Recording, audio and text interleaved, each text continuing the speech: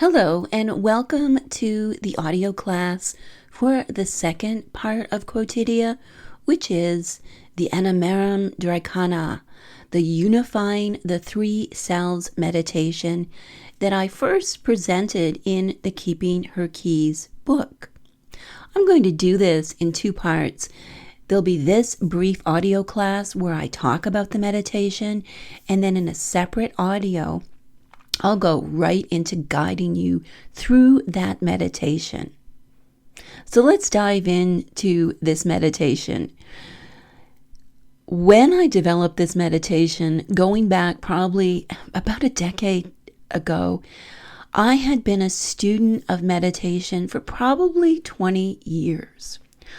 I had taken meditation classes when I first became interested in the idea of calming the self and awakening the soul. So this is way back in the 90s when meditation was first moving into the popular culture. It was just approaching the mainstream. It was still considered pretty woo-woo back when I got started. And I loved a lot of the meditations that I learned. I was fortunate to have some really esteemed teachers such as Pema Chodron and Deepak Chopra and so on, who were really leading the way in bringing meditation to those of us who were interested in healing and connecting to the deeper self. I sat on a lot of pillows, on a lot of mats, and learned over time to calm my mind and awaken what was deeper inside of me. This decades-long journey of meditation that I've been on has so transformed my life, and I welcome you into the practice of meditation.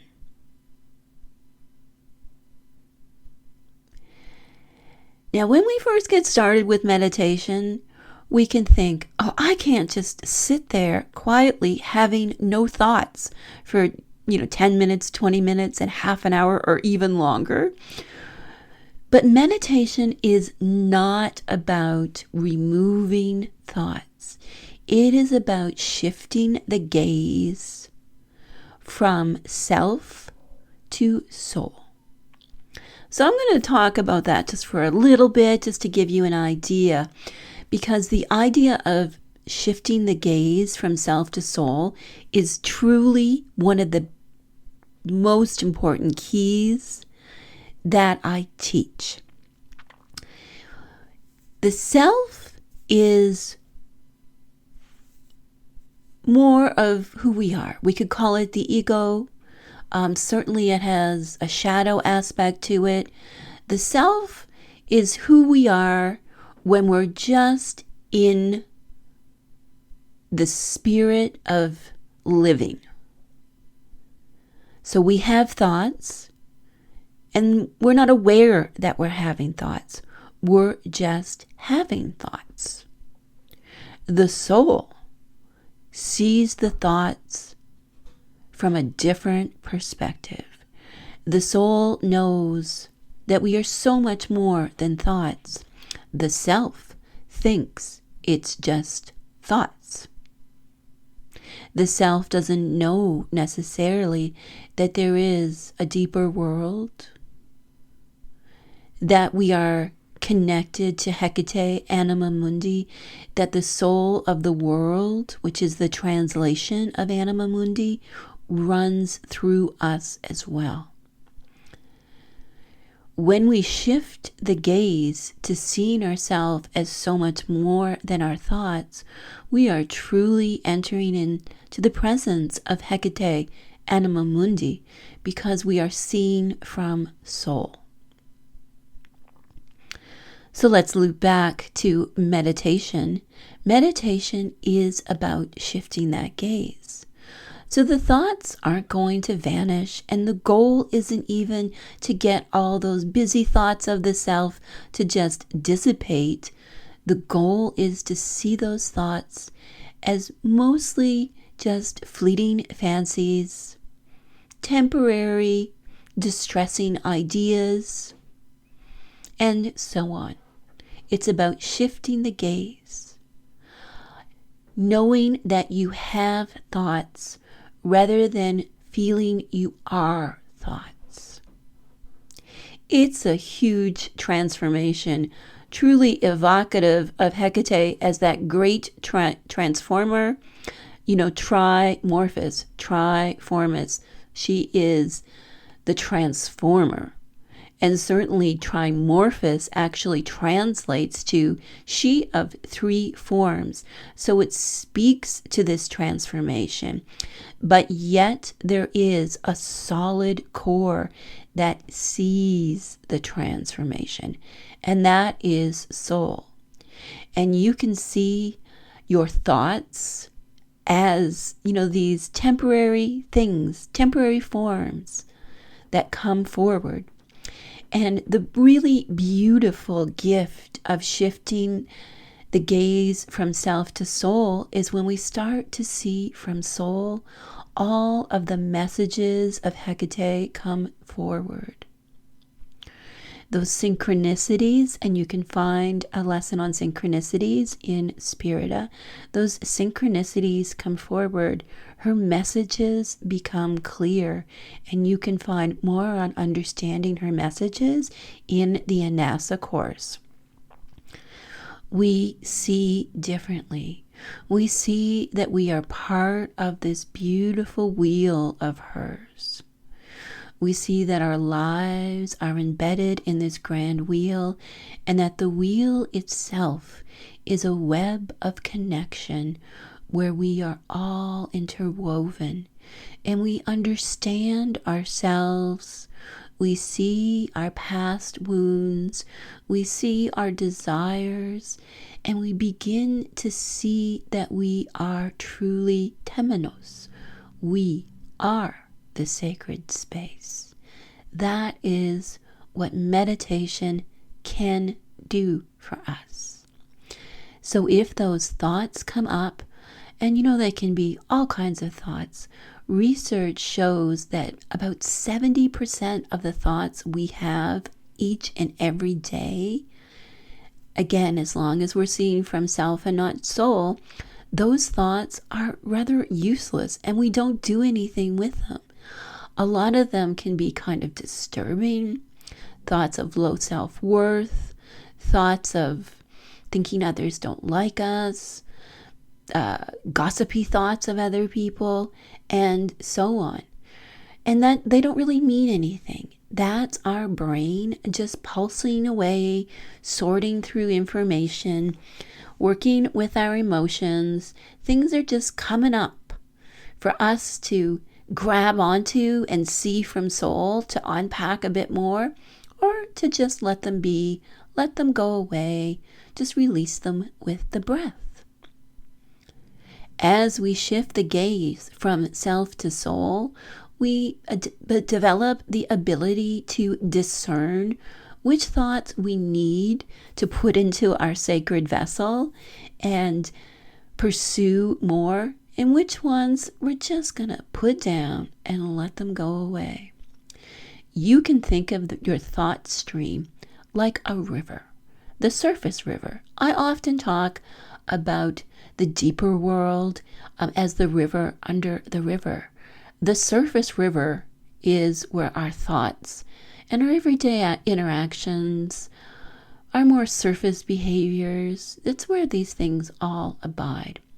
So think of that river, that surface river, and everything that's kind of flowing through the mind is on that river.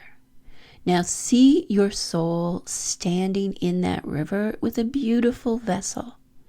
And the soul knows which ones to capture for further exploration and which ones just to let go of. Let them float down that river.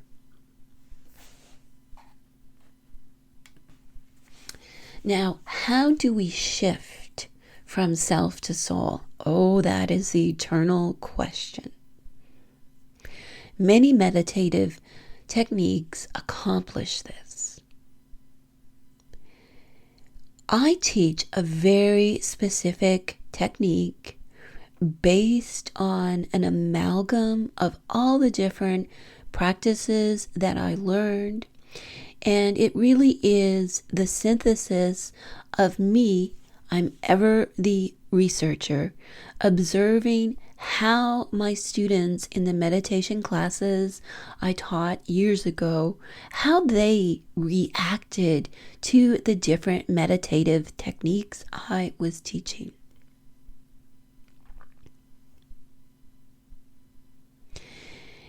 In developing the Unifying the Three Selves meditation, I studied Kundalini, I studied modern shamanism, I studied Buddhism, Hinduism, Taoism, Christian mysticism, and more, seeking ways to truly heal myself and also to support my clients and students in a way that was doable with our busy lives.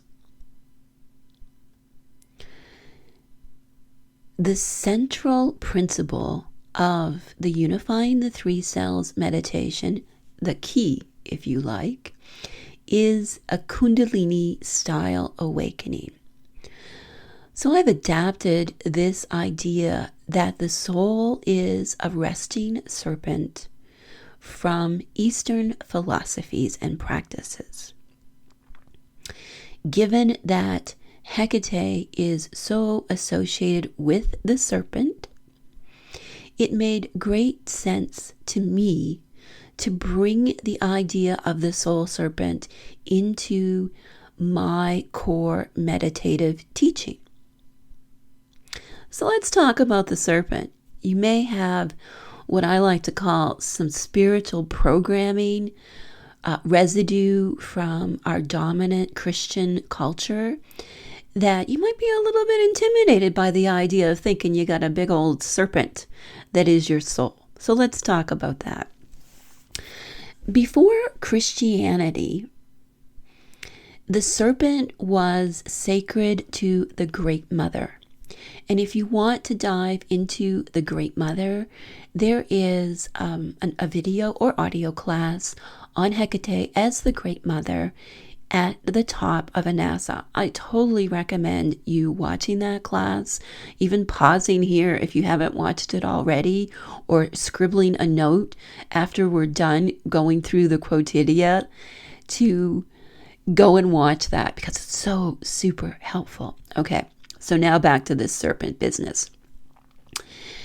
Prior to Christianity, the serpent was revered as sacred to the goddess. It was seen as the one that connected us to all things. It reminded us that we are both blessing and bane. The Ouroboros, which you may have seen before as the serpent biting its own tail, reminds us of Hecate's wheel, that all there is cyclical and comes around again. And indeed, we can see our soul serpent within us as Hecate's great wheel.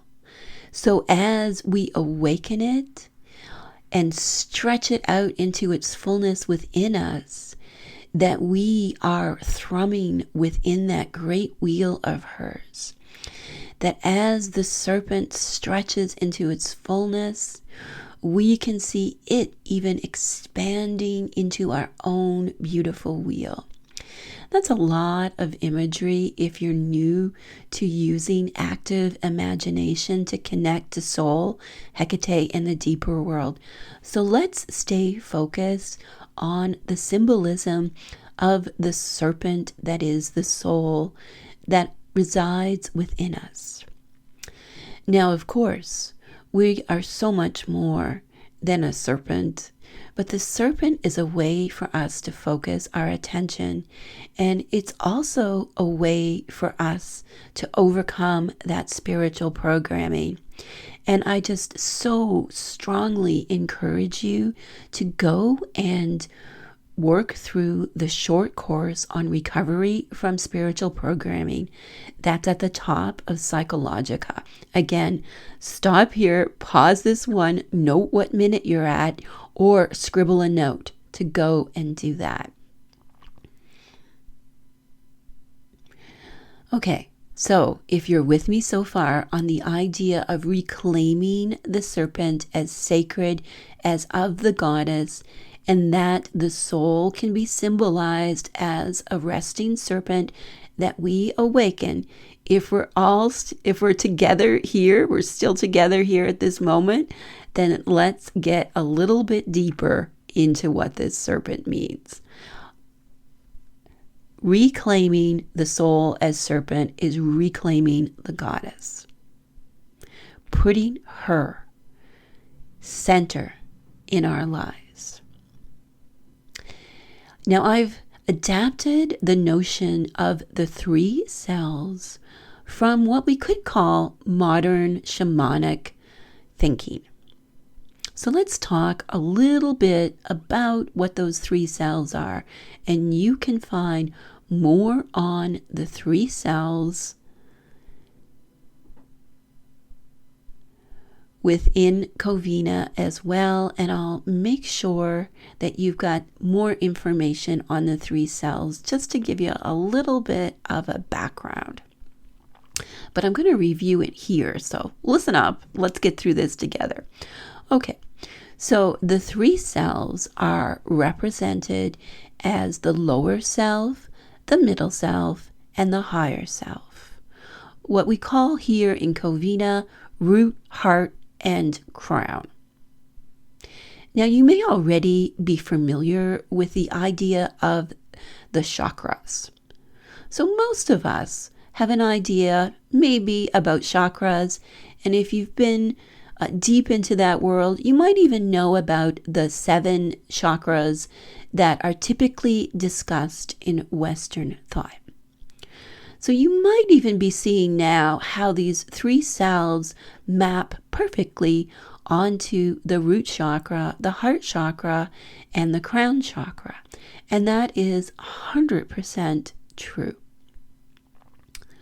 The root chakra, the lower self, has a physical epicenter in the body. Now, this helps us to focus our attention on the root. The root, of course, permeates all of us, but its home is in the lower body.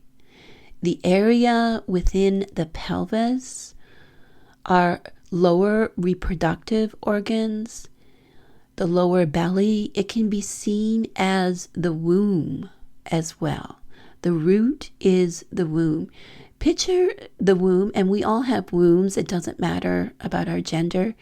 The root is what kind of forms around that womb and creates it. That's the root. The root is the home of our emotions, our intuition. It is our connection to Hekate Chthoniya, or Thonia, some people say. They drop the first letters off. And that's Hekate of the underworld. That's Hecate's cave. That's that deep, deep soul work. So that's the root, and it's in our lower belly, in the pelvis, our sitting bones. And we activate that in our meditation so we become connected to our feelings and our intuition and become grounded. You know, we get rooted through working on the lower self, on the root. And we begin by awakening the root and tethering the root. For most of our rituals here in Covina, and that's how we begin the meditation as well. We always want to be firmly rooted, unless we don't for some reason. So let's move up to the heart center. Physically, the heart center is located right in the middle of the body. It is, if you're a woman or a man, or if you identify as non-binary, it doesn't matter. It's still in the same location, and it's right between the breasts. It's that space right there in the sternum, and you might want to take your fingers and put them on that place right now, and then take the other hand and find that lower belly place right now, and just feel those two places. And see how the lower belly is associated with intuition and emotion, and the heart center is associated with bringing what's inside of us to the outside world. So action, behavior, interaction with others. That's what the heart center is all about. And that's the middle self. The middle self is the self that is projected into everyday life. Now let's move up to the middle self, the heart center. Right now, I'm asking you to just do this little exercise with me. Take your left hand and find your root. Right at the top of your pubis bone is a good place, or you can put your hand around your back to find it too, right at the top of your butt crack, to be perfectly blunt. That's a good place to kind of experience and connect to the energy of the root and the lower self. You can take a second here just to connect before we move on to the heart center. So emotions, intuition, that's the part of our bodies that house that energy.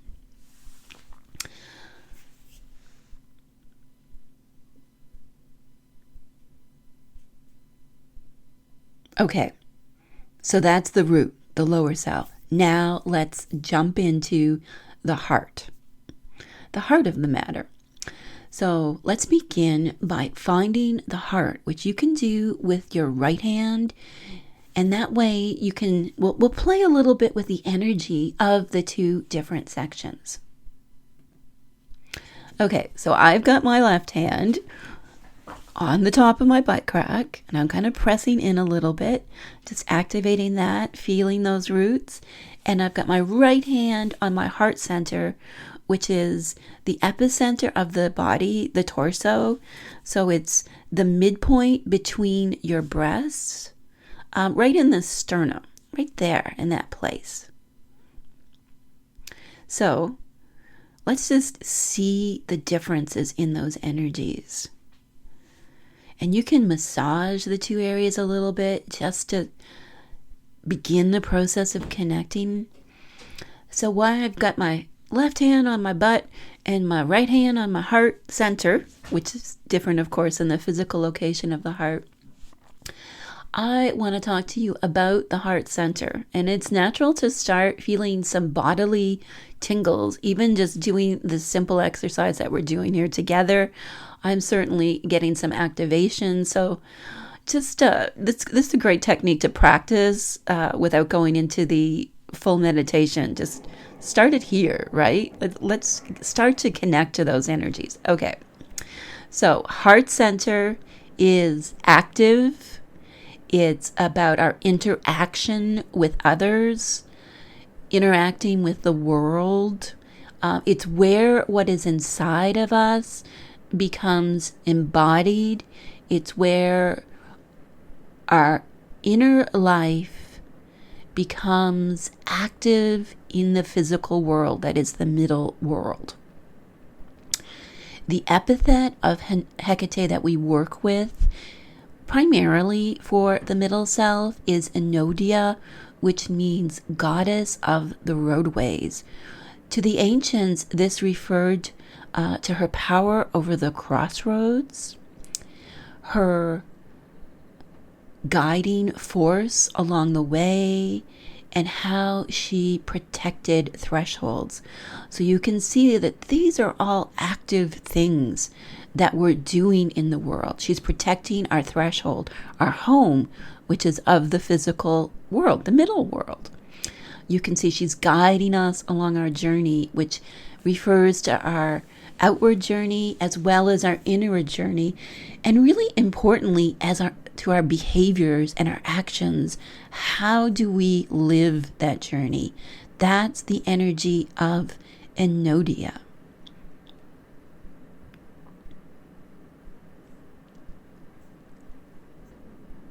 Okay, so if you still have your hands on the two centers, just relax them for a moment.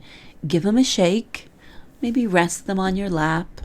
Whatever's comfortable for you. Let's just take a moment to relax. This is a lot we're discussing here.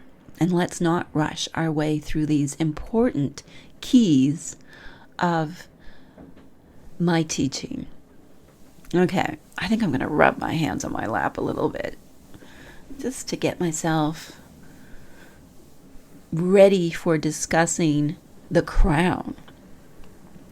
Let's review what we've discussed so far. Lower self, root, keeps us connected to the earth, Cathonia. It's about emotions and intuition. Middle self, heart, is about bringing forward into the world through action, behavior, and refers to our interaction with others, connected to the middle world, which is the physical environment.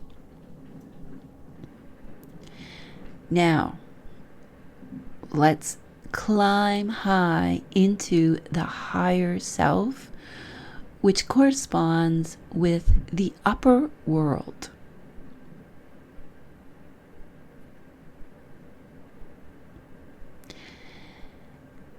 Now, I mentioned how the lower self, the root, was connected to the underworld and Hecate's cave. The middle self, the heart, is connected to Hecate's garden. That is the green world, the physical expression of the goddess. Here, with the higher self and the crown, as we move up into the mind, we are connecting to Hecate's temple that abides along the starry road. This is cosmic Hekate. This is Hekate Kleidokus, keeper of the keys of the universe. And it is here where we move into her mysteries in a way that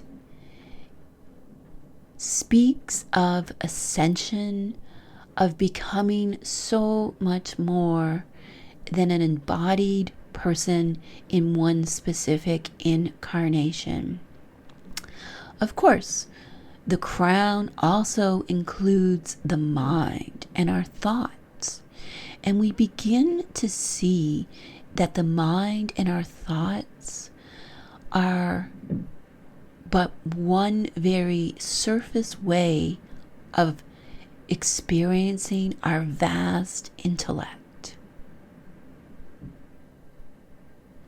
Meditation, as I've previously discussed in this class, isn't about getting rid of the thoughts. It's about shifting the gaze from self to soul. Here, when we come to that thinking higher self and begin to activate our crown as a true priestess or other sacred title of your choosing of beloved Hekate, we see the serpent open her eyes so that she sees that she is so much more. And she sees that door to the temple of Hekate and climbs those stairs. Just like we stretch our roots down energetically to tether us to the earth, and we open the heart to the natural world and to others, and as we become through the heart who we truly are, we can see the crown as having branches that stretch right up to that temple that is along the starry road. And that is A short description of the three selves. Our meditation is a daily practice of awakening this soul serpent. That soul serpent that begins in the root, where its tail stretches out all those roots to the earth, tethering us, balancing us, and so on. Grounding us is the popular way of discussing what the tail of the serpent does for us. And then the middle of the serpent, the heart of the serpent, is, of course, our middle self. And we stretch that out. And then we go right up into the higher self, the lower reaches of the higher self, which are mind. And we start to ascend into the higher echelons of the higher self, which is that vast knowing of the soul.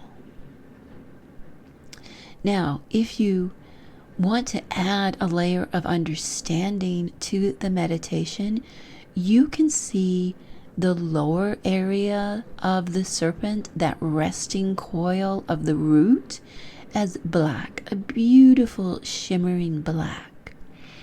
And the middle section that runs up through us is red, beautiful, glistening, active red. And then the higher self is the beautiful crystalline white. Now, there aren't hard divisions between these three colors. They merge into each other, swirling and spiraling, creating countless little wheels within our individual wheel. If you know some physiology, you can see this at the cellular level as well, that each cell contains the essence of the three cells, and that these three colors are always blending and merging, and that they form these wheels. Although our perception is that the root is dominantly this healing black, the heart is dominantly this active red, and the crown is dominantly this beautiful white.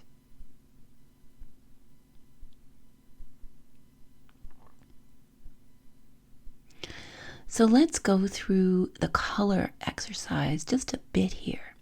Put your hand on that lower self and start to see it as this shimmering black.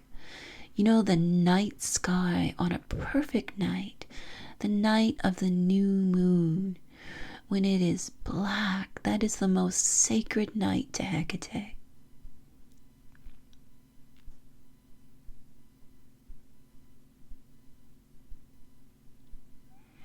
And you can put your other hand now on the heart, relaxing the heart from the root, and seeing this as this pulsing, living, red energy that just wants to share your truth with the whole world.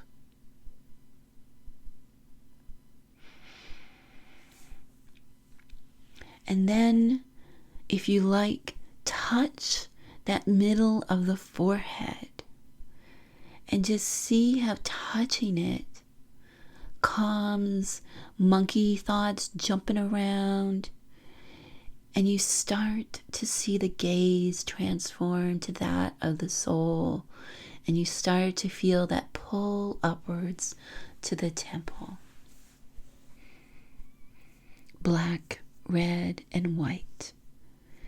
Now, these three colors were associated with Hekate, again linking back to her three-formed nature. And there is a fabulous affirmation of the three colors: black as night, red as blood, white as stars, that you can say to help connect to the power of the colors. Black for the cave, red for the garden, white for the temple.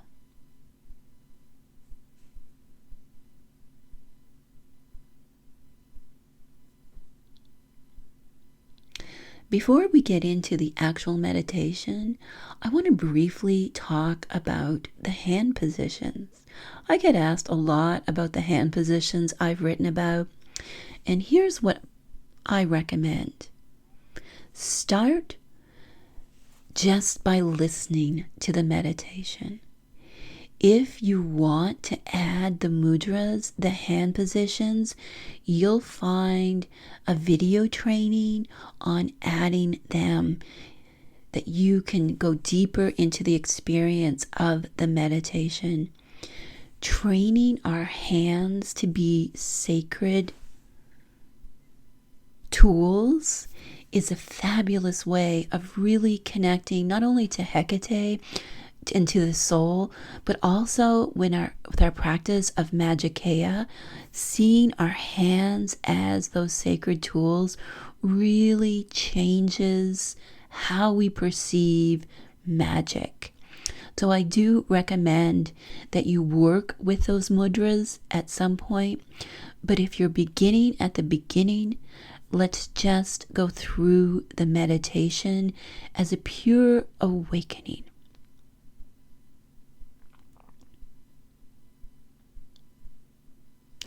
I encourage you to sit with what I've just discussed in this class for a few days, make some notes, practice connecting to the three centers of root, heart, and crown. Journaling about them. How do you experience your root? How do you experience your heart? How do you experience your crown? Looking in your dreams, and you can go to that dream course in Spirita to go deeper into understanding your dreams.